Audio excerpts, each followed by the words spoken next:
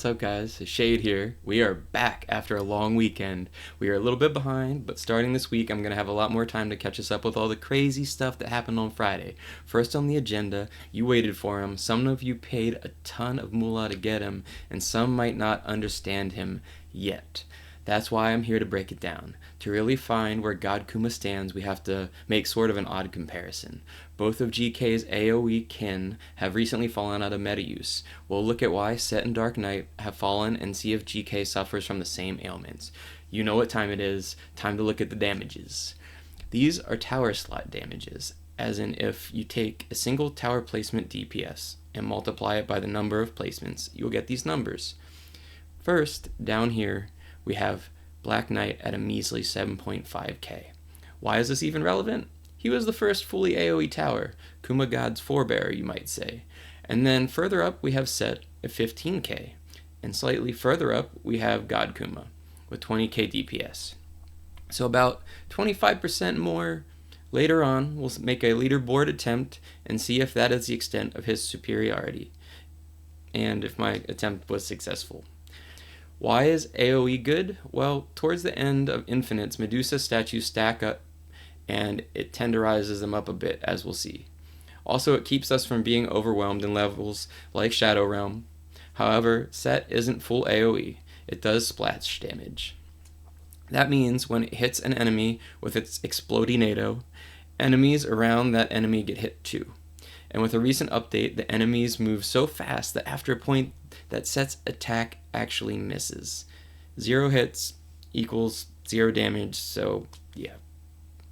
God Kuma is full AoE. The only other full AoE tower in existence is Black Knight, as we mentioned. BK used to be OP too, but his attack was so cool it broke the servers, so they nerfed it hard.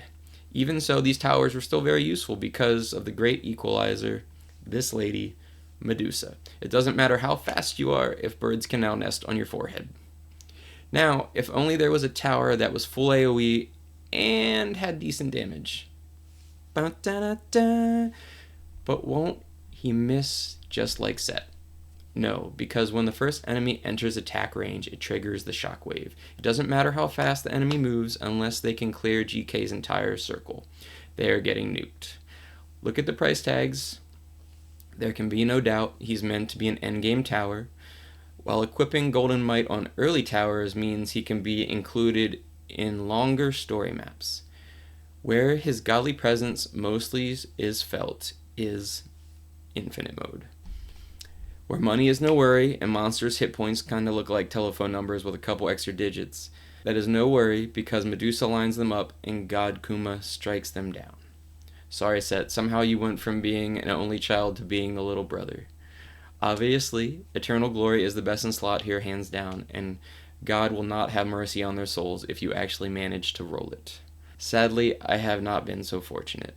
But right before this video, I was lucky enough to get Force of Nature, and while it's not as amazing, it's far more accessible. So let's see what happens here, shall we? You can see I didn't use a standard early game start here, and I barely survived with my weapon only.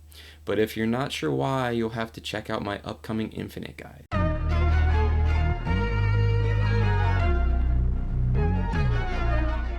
We've made it pretty far, and I'm going to reset Set's damage and give him a bit of a head start before we...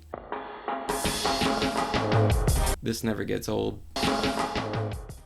You can see how, in the beginning, AoE doesn't play a huge role here as you're just hitting 1 or 2 towers. But as we battle on, you can see the enemies quickly pile up, thanks to possibly my favorite tower in the game. You can see Set's area of effect circle and how it compares to God Kuma's. It should be noted, I have Golden Might as Set's rank and Force of Nature as God Kuma's rank. Golden Might saved my booty in the beginning of this game and allowed me a stellar start, but Force of Nature allows GK to cover most the entire map.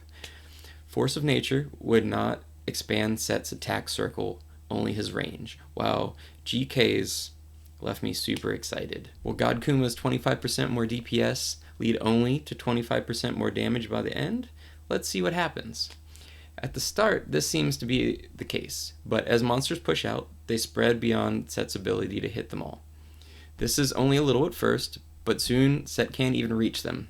while God Kuma continues to hit the front runners, and he's already taken 3 million damage off the new guys in the back. By the end, God Kuma ends up doing about twice the damage at 800 million to Set's roughly 400 million. It's okay though, Set, you saved us in the beginning, and the fact that you can even compete with GK during the endgame phase is nothing short of amazing, because when it comes to infinite mode, the end is all that really matters.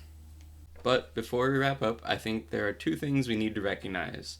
Firstly, God Kuma carries hard and is deserving of a meta spot. But who to replace? I think there is room for only one big slow attacking bear in the meta right now. Sorry, Radiant. Secondly, I need to give a shout out to Ammo for having the closest prediction on how far we'd make it on our nightly infinite run at wave 212. I don't think anyone could predict the power of 3 God Kumas, much less Jar Jar Goblin King's E-Glory one. It's always a good time, and I appreciate you guys. Stay tuned for the next video, as it's on the most efficient way to farm pirate treasure in the new event. We'll also be looking at event towers from the Kraken chest and Plunder chest that are now the best to help you get it done. If you could, please subscribe. 90% of my viewers aren't currently, and I promise it will be worth it. Thanks for subbing, and we'll see you next time.